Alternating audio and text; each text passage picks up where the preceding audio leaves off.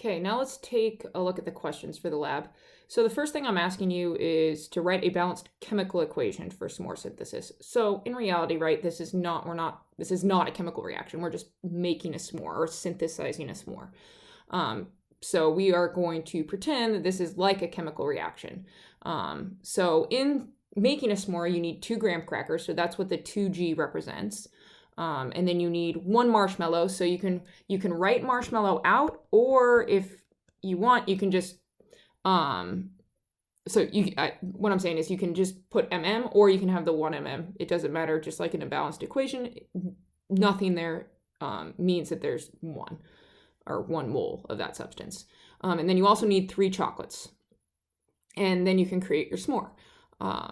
So question 2, I just asked you to explain that. So like what I wrote in there, basically you're just saying what I just said. Number 3 is asking you to figure out how many marshmallows there are in a bag if you know that there's 454 grams of marshmallows in the 1 bag. So you have previously in the data section of this lab figured out that for every marshmallow, that's going to be an average of about 5.761 grams. So I'm going to write that it's similar to like an atomic mass of an element, but here we have grams per marshmallow. So I just shorten it to mallow. So you are going to take your mass, 454 grams, and here's this is essentially your molar mass. You're going to divide by that 5.761 grams in every 1 mallow. And doing that, you're going to get 78.8. And we're going to round off at 3 sig figs because of the 454. So, of course, you can't have a decimal place of marshmallows. They're going to have either 77 or 78 probably. So you can round 77 or 78. I mean 78 or 79. So you can say about 79 marshmallows. Okay, so that is number 3. So next in question number 4, I'm asking you to,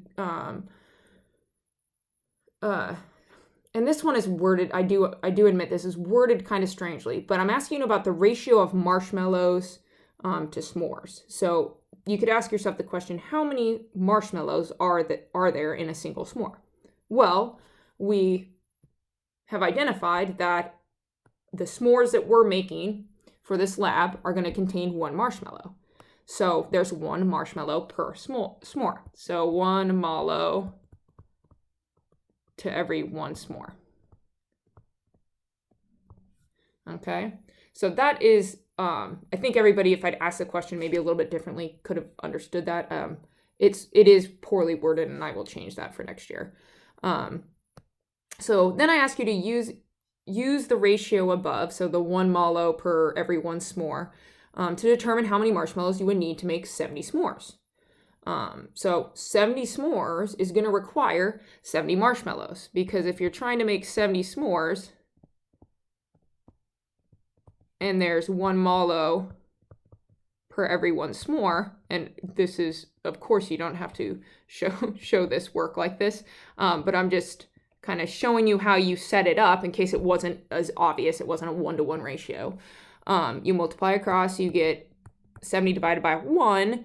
So, of course, you're going to make 70, or you're going to need 70 marshmallows or mallows to make 70 s'mores. Okay? So with graham crackers, we have a different ratio. We have 2 graham crackers per every 1 s'more. And we can see that from the chemical formula for the s'more.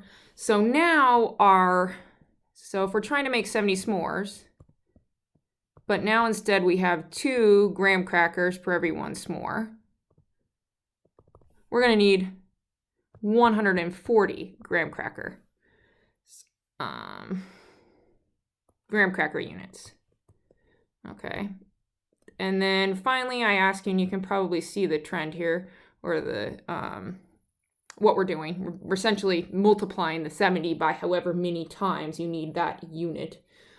So with chocolate, we need 3 chocolates. So if we're trying to make 70 s'mores,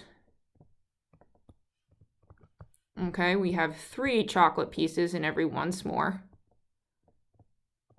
So we need 210 chocolate pieces.